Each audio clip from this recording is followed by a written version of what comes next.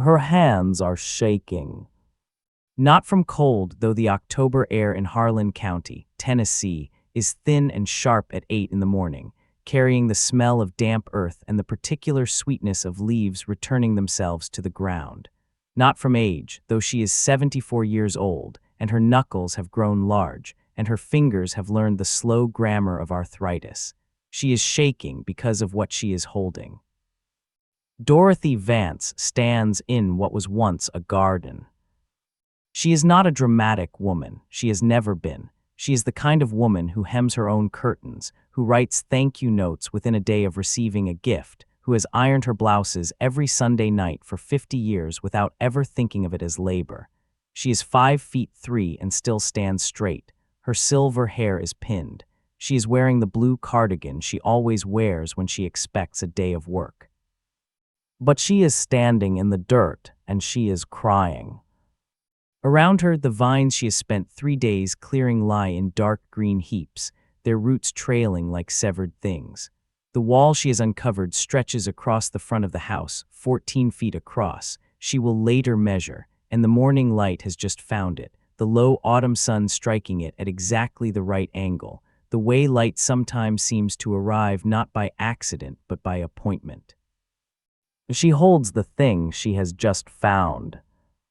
It is small enough to fit in both hands. It is heavier than it looks.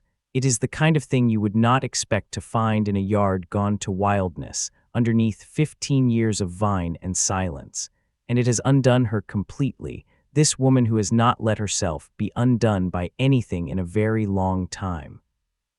She does not try to stop crying. She simply stands there in the cool Tennessee morning, while somewhere nearby a cardinal calls and calls, and the birds, so many of them, more than she has heard in this yard before, seem to have arrived all at once, as if the wall she has uncovered has summoned them. How did she get here? How does a woman of 74, who has lived her whole life in the same county in Ohio, who has never done a reckless thing, come to be standing in a stranger's overgrown garden in Tennessee, holding something pulled from beneath the vines, crying in the kind of way you only cry when you have been given back something you did not know you had lost? It begins the way so many of life's most consequential things begin.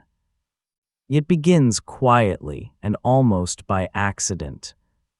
The house sits at the end of Milner Creek Road, just outside the small town of Beach Hollow, Tennessee, population 912, if you count the Hollies twins, who were born in February and whose birth announcement is still taped to the window of Paulette's Diner on Main.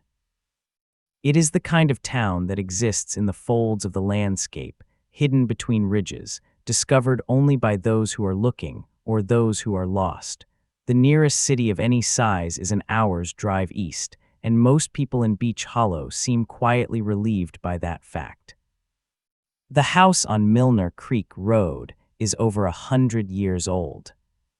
It was built in 1921, according to county records, from local fieldstone and chestnut timber, back before the chestnut blight took everything.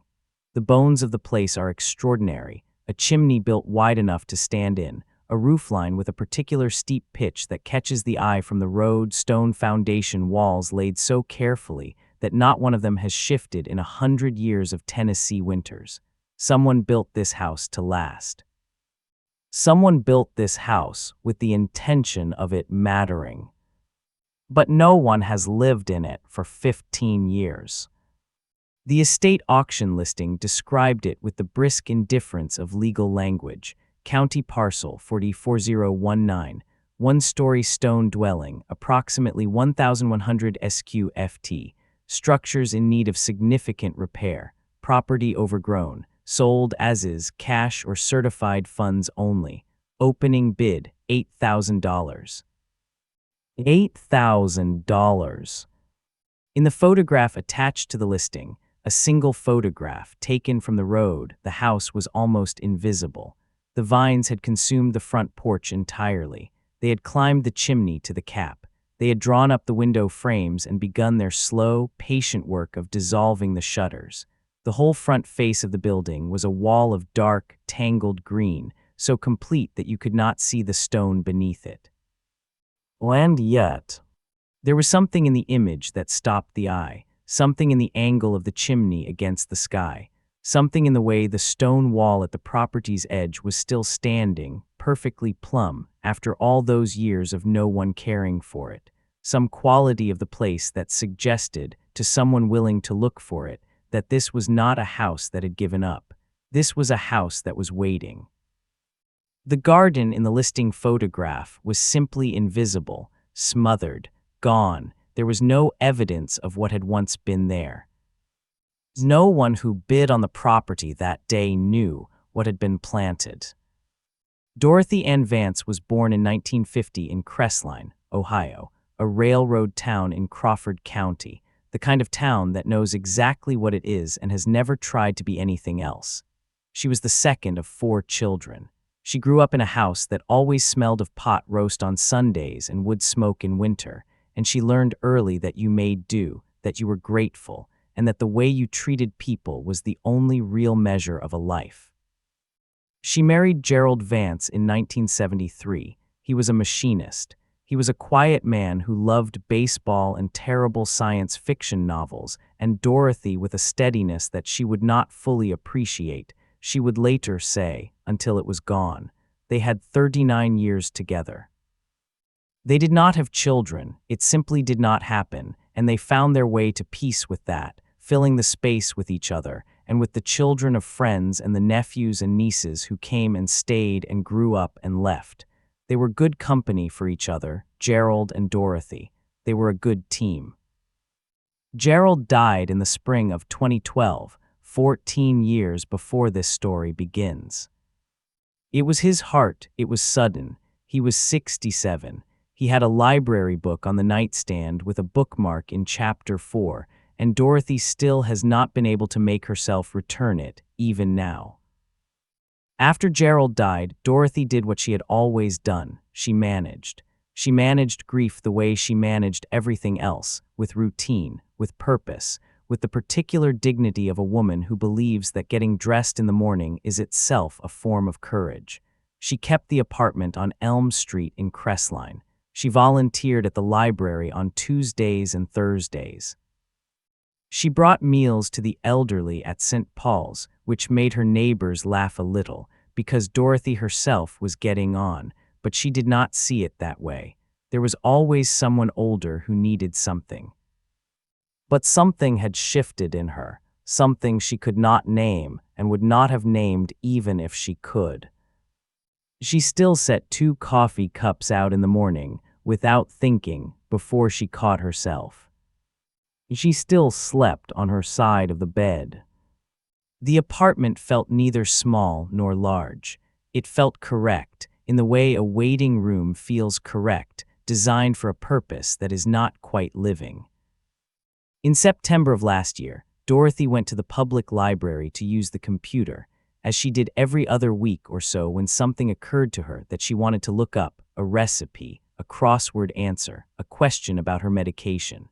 She was sitting at the terminal in the back corner, intending to look up the winter hours for the botanical garden in Columbus, when something caught her eye on the screen of the terminal beside her, which someone had left without logging out. It was the auction listing for the house on Milner Creek Road. She did not mean to look, but she did, and she would describe it later to her friend Marvella as a pull, like a tide, like the way you lean toward a sound you haven't heard in a long time. Something stopped her from looking away. She sat for 20 minutes at that terminal, reading the sparse listing, studying the single blurred photograph. She did not understand why. She was not in the market for a house. She had no reason to move to Tennessee. She knew no one there. She bid $7,500. She thought she would be outbid immediately. She was not. She won the house for $8,200, her counter to one other bid, which represented the better part of her savings, though not all of them, and not her Gerald's small life insurance, which she had kept carefully in a separate account and promised herself she would use for something that mattered. She told no one until it was done. When she told Marvella, Marvella said, "Dorothy Ann, have you lost your mind?" Dorothy thought about it for a moment. "No," she said, "I think I might have found it." The night before she left for Tennessee, she ironed her travel clothes and set them out on the chair. She labeled every box she had packed with a precision that her movers would later remark upon. She left Gerald's library book on the nightstand, as she always had. She stood in the doorway of the apartment for a moment, looking at the 2 coffee cups she had already packed in the kitchen box. Then she picked up her car keys, and she did not look back. She drove south through 2 days of October, alone in her 2009 Honda Accord with the passenger seat stacked with a thermos, a road atlas she trusted more than her phone, and a paper bag of apples from the farm stand outside Chillicothe. She was not a woman who required company for long silences. She had grown used to them. The road to Beach Hollow wound down from the ridge in the way of roads that were never meant for speed, roads built before anyone was in a hurry, following the logic of the land rather than the logic of a map. She came down through stands of hickory and sourwood, the hills burning orange and red in the sharp October light, the road narrowing until it was barely wider than her car, until she began to wonder if her atlas had misled her. Then she turned onto Milner Creek Road, and she saw the house. She sat in the car for 7 minutes without getting out. She counted the minutes on the dashboard clock, though she could not have said why. The property was exactly as advertised, and worse. The vines had done their work with the thoroughness of years. The porch was invisible under them. The gate to the yard hung open at an angle that suggested it had forgotten how to close. One of the shutters on the east window had come entirely off its hinges and lay in the yard like a fallen thing. The chimney, the beautiful, wide chimney she had noticed in the photograph, rose above it all, still straight, still right, still seemingly indifferent to everything that had happened below it. Dorothy got out of the car. The sounds were what reached her first: wind through old shutters, a low, hollow music, the creak of the gate moving slightly on its single working hinge, birds she could not name, somewhere in the overgrowth, calling back and forth in a language she could not follow but felt was somehow directed at her. She did not go inside immediately. She walked the perimeter of the house slowly, one hand trailing along the stone foundation wall, feeling the roughness of the fieldstone beneath her palm, the dampness of moss in the shadowed places, the particular solidity of something built by someone who believed it would still be standing long after they were gone. She stopped at the back of the property, where the ground opened into what had once been a substantial yard. She could see, even through the density of 15 years' worth of unchecked growth, that something had been here. The shapes were still present beneath the vines, the geometric suggestion of beds, the curved line of a path, the upright presence of a trellis somewhere under all that weight of green. A stone birdbath stood at the yard center, still upright, still level, though it held a small pool of dark rainwater and a summer's worth of fallen leaves. Dorothy Vance stood at the edge of what had been that garden, and she felt she would not be able to explain this to anyone's full satisfaction, including her own. She felt that she was expected. The discovery, BAGINS. The house inside was cold and dim and smelled of old wood and time. The floors were original chestnut, buckled in places but not rotten, and they made sounds under her feet that felt like a greeting. The kitchen had a cast-iron sink and a window that looked out onto the backyard, and the afternoon light came through that window in a long gold bar that landed on the kitchen table and rested there like something put down carefully. She slept the first 2 nights in her sleeping bag on the floor because she was waiting for the bed she'd arranged to have delivered, and she did not mind this. She was a woman comfortable with her own resourcefulness. On the second morning, she found the first thing. She was wiping down the windowsill in the small room she had decided would be her bedroom, wiping it carefully, because she wiped everything carefully when her cloth caught on something, a roughness in the wood. She leaned close, and in the grainy morning light she made it out. A name carved into the sill with something fine-pointed, the letters small and precise. Liners. That was all, just the one name, carved not as graffiti, not as restlessness, but with a care that suggested it was meant to stay. Dorothy traced the letters with her finger and felt the sharpness of the cuts, old but deliberate, a name someone wanted to leave. On the third day, she found the tin box. It was in the back of the deepest kitchen drawer, the kind of drawer that collects the overflow of a life, twist ties, rubber bands, a spare key to something long forgotten, a birthday candle never used. The tin was square and dented and had once held shortbread cookies, the kind sold at Christmas. Inside, packed with the care of someone who understood that certain things must be preserved, were seeds. Dozens of them, each in its own small paper envelope, folded at the top and labeled in a handwriting that was fine and slightly leftward-leaning, the kind of penmanship that spoke of a particular generation and a particular education in careful things. Larkspur, Giant Imperial, collected in 2001. Sweet William, Pink and White, from the East Bed, 2003. Baptisia australis, Blue Wild Indigo, transplanted from Mrs. Harlan's property, 1994, second generation. Dorothy sat at the kitchen table with the afternoon light on her hands and read every label. Some of the ink had faded to near invisibility, some she could not read at all, but there were 37 packets, and almost all of them were legible, and she understood as she held them that she was holding someone's years, someone's patient labor, someone's refusal to let beautiful things end.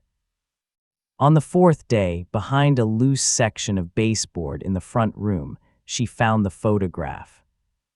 It was tucked there as if hidden, or as if placed somewhere safe, she could not tell which. A 4x6 photograph in a small frame, the kind of simple wood frame you buy at a drugstore, and the photo itself was faded to the warm tones of old color film. A garden. A garden in full bloom, in what she recognized as the yard behind this house. She could see the stone birdbath at the center, and the same trellis she'd noticed under the vines, and the chimney rising in the background. The garden was extraordinary, beds overflowing with larkspur and hollyhock, with roses climbing the trellis in shades she could not quite make out from the faded image, with what appeared to be a long border of blue flowers running the length of the stone wall. And in the center of the garden, a woman. She was perhaps 60 in the photograph, though it was hard to say. She was tall and angular, wearing a wide-brimmed canvas hat and dirt on both knees, and she had clearly just looked up from whatever she was doing when the photo was taken, and she was laughing, her head thrown back, her mouth open, in the kind of laugh that belongs to people who are genuinely surprised by happiness. There was a joy in her face that was almost overwhelming to look at, a joy that seemed like it had been there for a long time. Dorothy set the photograph on the kitchen windowsill where the light could find it. "Who were you?" she said to the empty house. The house did not answer, but it did not feel empty after that. On the fifth day, there was a knock at the door. Dorothy opened it to find a man of perhaps 65, lean and weathered in the way of men who spend a great deal of time outdoors, wearing a canvas jacket and holding a loaf of bread wrapped in a kitchen towel. He had kind eyes and the careful posture of someone who did not want to presume. "I'm Reuben Marsh," he said. "I live about a quarter-mile up the road. I've been meaning to come sooner, but I didn't want to rush you. My wife said bring bread, so here I am." He held the loaf out. "It's from the bakery in town. I can't take credit for it." "Dorothy Vance," she said, and stepped back to let him in.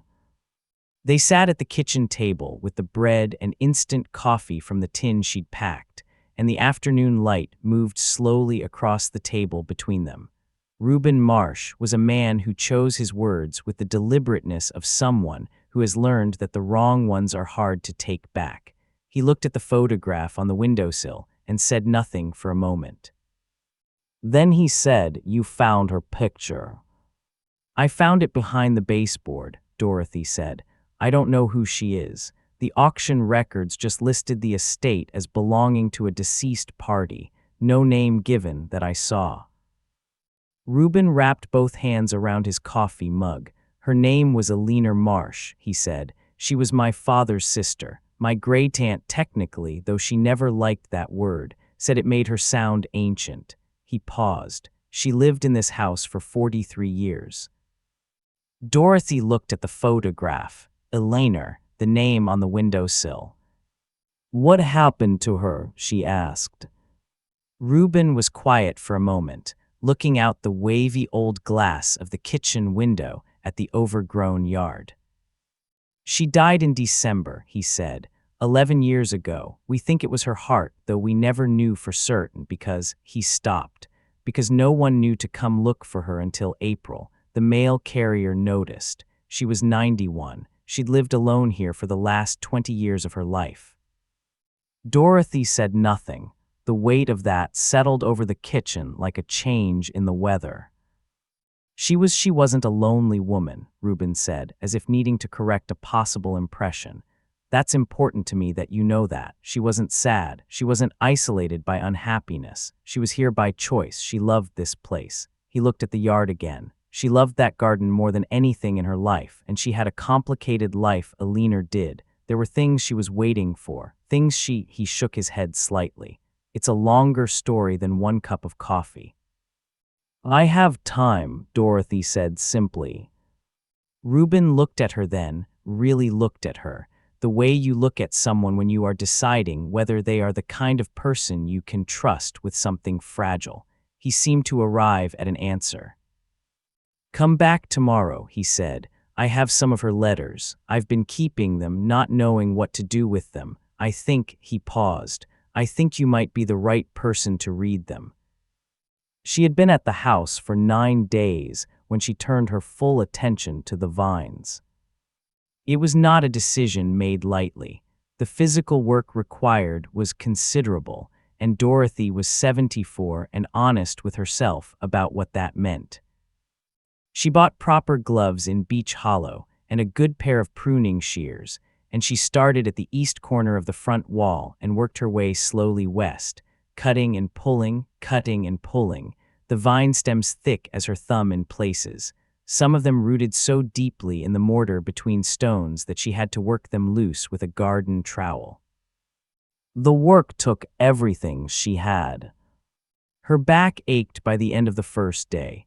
She found blisters beneath her gloves on the second.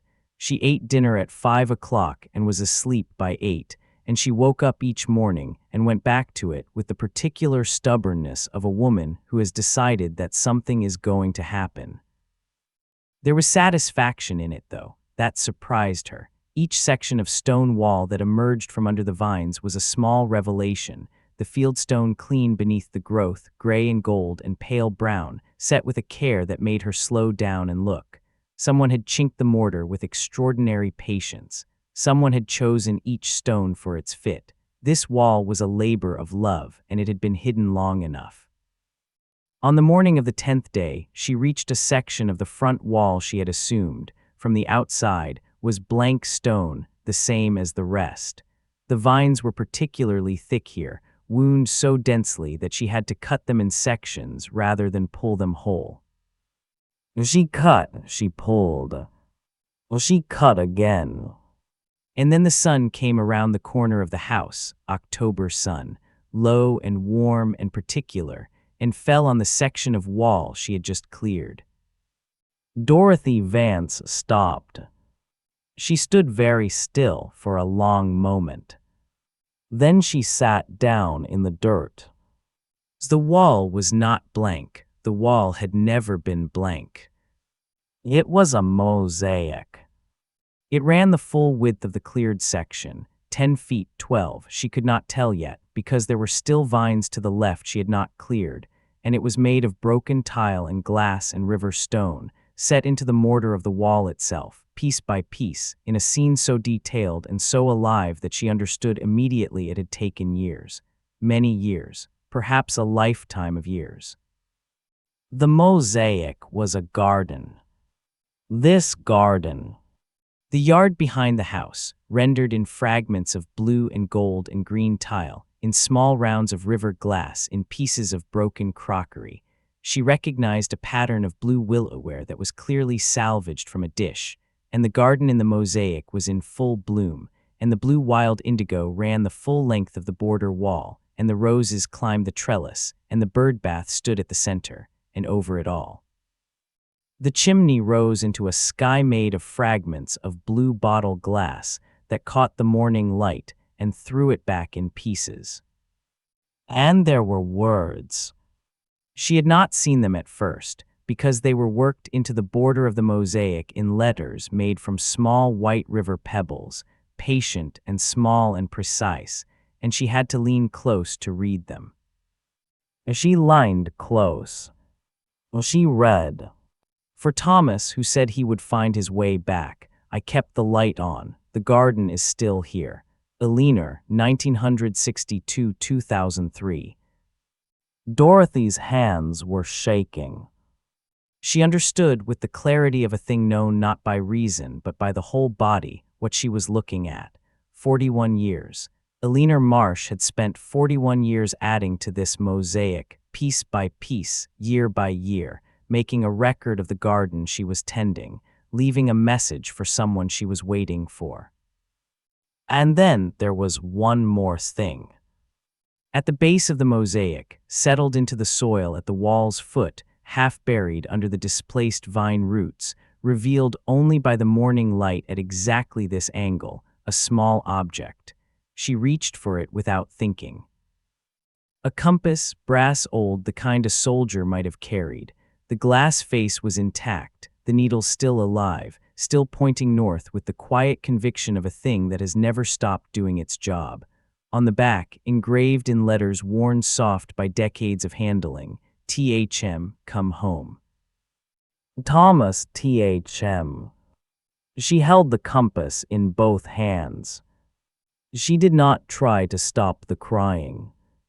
Around her in the overgrown yard, the birds had gone quiet, and then, all at once, very loud, a cardinal and two wrens and something she couldn't name, all of them calling at once, and the October sun was on the wall, on the garden made of broken things put carefully together, and Dorothy Vance sat in the dirt and wept for Eleanor, who had kept the light on for 41 years, and for Thomas, who had never found his way back. Reuben Marsh brought the letters the next afternoon.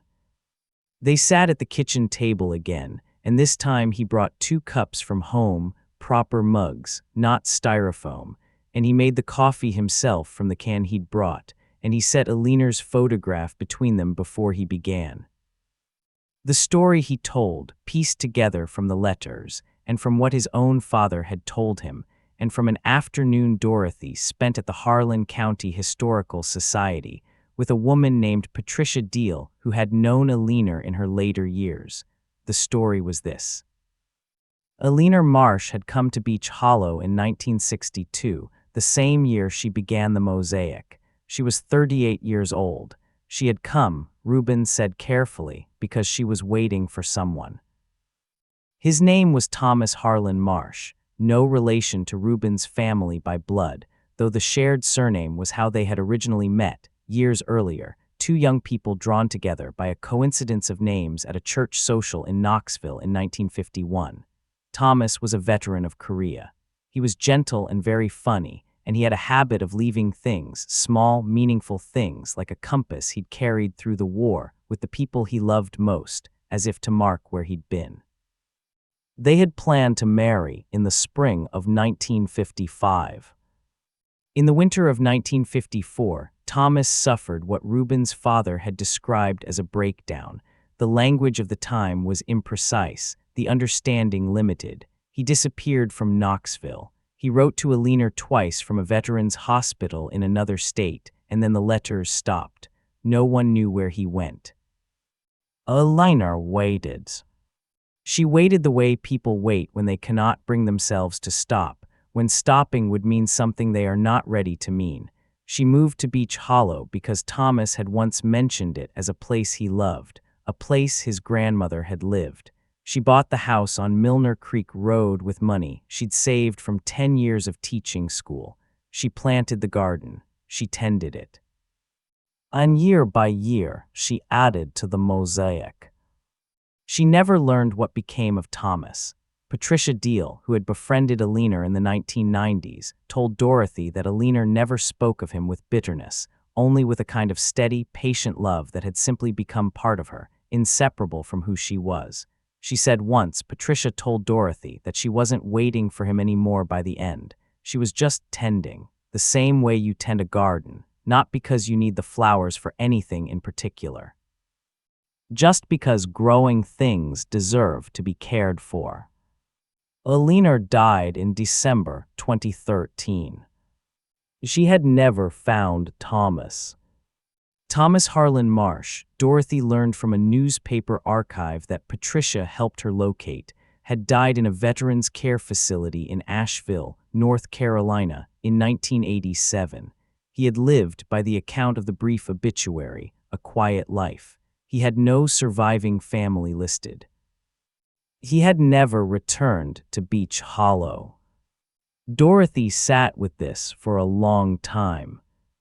And then she thought about Gerald's library book, still on the nightstand in the Crestline apartment she had left, still bookmarked at chapter 4, and she thought about the 2 coffee cups she still set out each morning, and she understood, not with pity, which would have been wrong, but with recognition, that she and Alina Marsh were not such different women.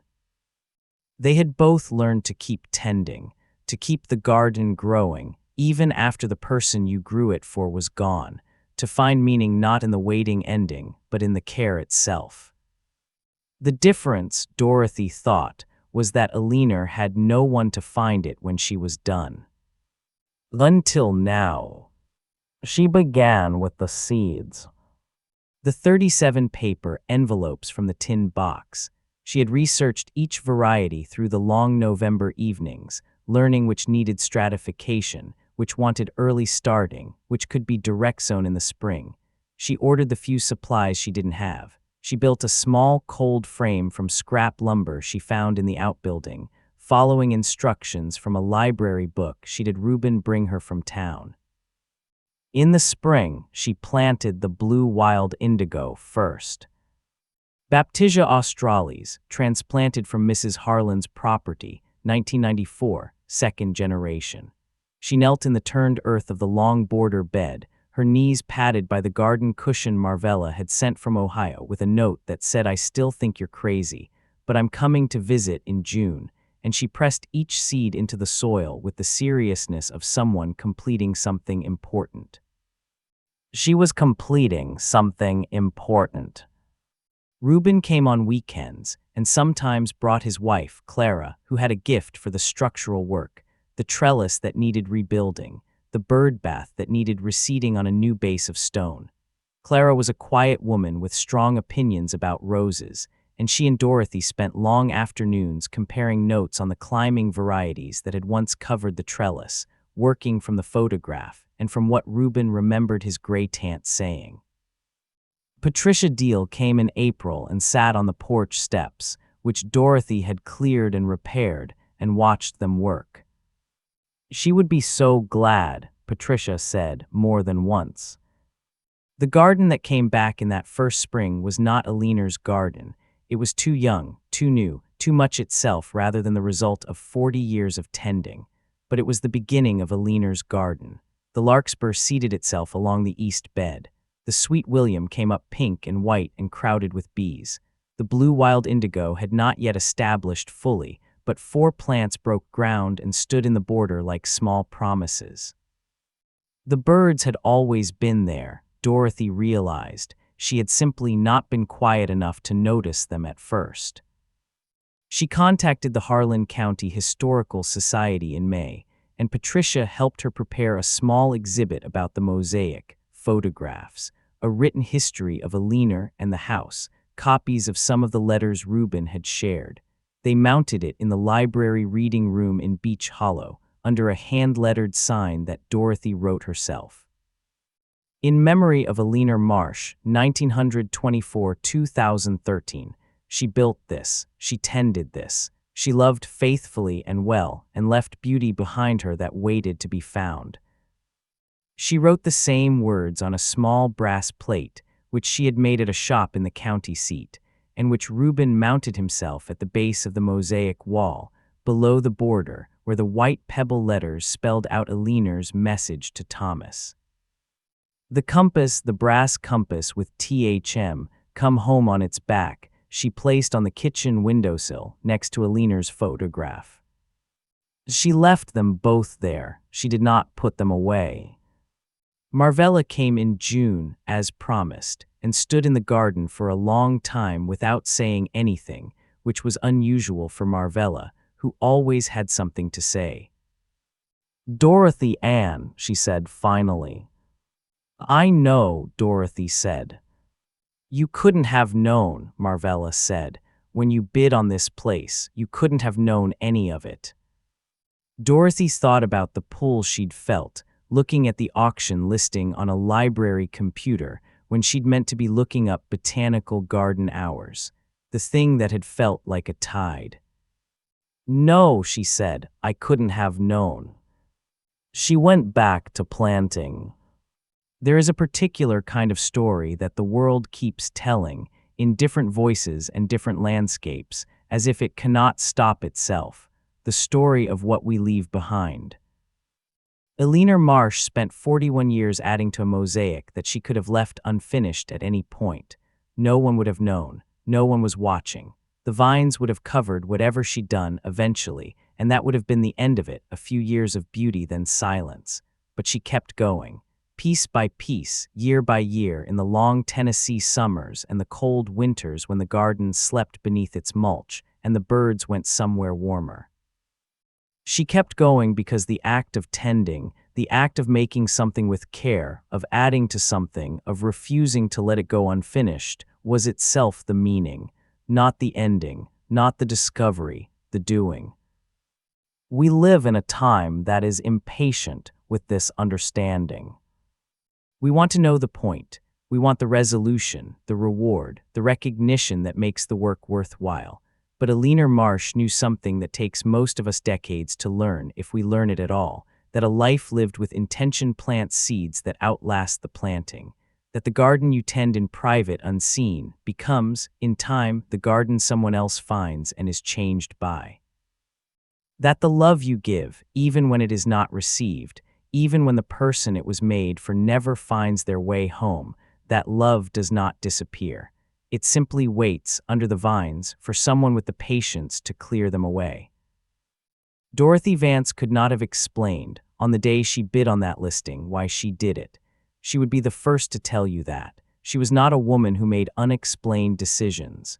She was a woman of routines, of careful planning, of 2 coffee cups set out from habit and library books never returned, because returning them would mean accepting what returning them meant.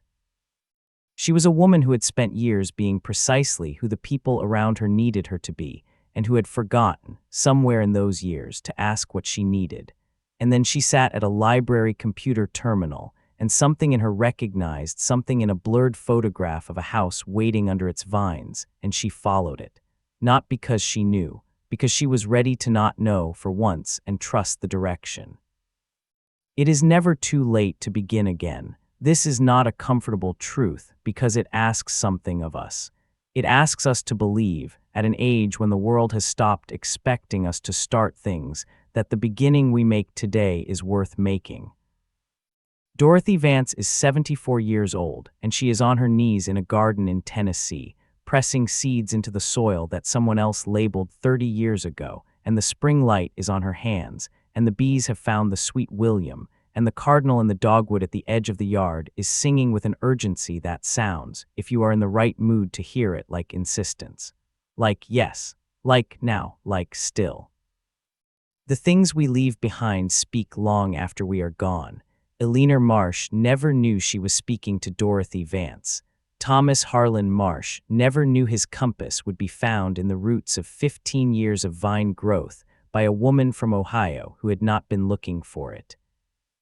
Gerald Vance never knew that the life he built with his wife, the quiet, steady, careful life of two people who loved each other with a reliability that looked ordinary from the outside and was extraordinary from the inside would give her the strength, 20 years after he was gone, to do something reckless and right. These are the conversations that history doesn't record, the ones that cross time without knowing they're crossing it, the ones that say, someone like you was here. Someone who understands what you understand. You are not as alone in this as you think. And sometimes, not always, not on schedule, not when we are young enough to feel we deserve it, sometimes the life we were meant to find arrives when we have stopped looking for it. It arrives in a library on a Tuesday, on a screen someone left unlocked, in a blurred photograph of a house going to vines that, for reasons you will never fully understand, feels in some wordless way like a door that was left open for you, and you can walk past it. You can log the terminal out and go look up your botanical garden hours and take the bus home and make dinner and watch the evening news and be reasonable. Or you can lean forward and read the listing and feel the pull and follow it somewhere you've never been, towards something you cannot name, because some part of you has always known that the most important things in a life are rarely the ones that made sense at the time. Dorothy Vance kneels in her garden on an October morning, a year after she found the mosaic, and the blue wild indigo has come into its full first bloom along the border wall, a blue so particular, so quietly insistent, that it stops every person who comes down the road and sees it. She has learned all their names now, the cardinal, who is a daily regular, the wrens who have nested in the old dovecote she and Reuben repaired in August, a pair of goldfinches who appeared in September and seemed to have decided to stay. She has learned the names of her neighbors, the name of the woman at the bakery who always puts an extra roll in the bag, and the name of the librarian who drives out once a month with a box of books she thinks Dorothy might like. She is not lonely. She did not expect to be lonely. She had made a kind of peace with loneliness, had furnished it nicely, and learned to live in it. But this is something else. This is what happens when you follow the thing you cannot explain and end up somewhere that was, it turns out, waiting for you. She sets her hand flat on the earth at the base of the border wall, where the indigo stands in its impossible blue, and she thinks of Alina, who planted it first, and of Thomas, who never came home, and of Gerald, who is always 4 pages into chapter 4 in her mind, and she thinks, I am tending this for all of you now. She stays like that for a while, on her knees in the dirt, her silver hair catching the light. The birds do not stop singing.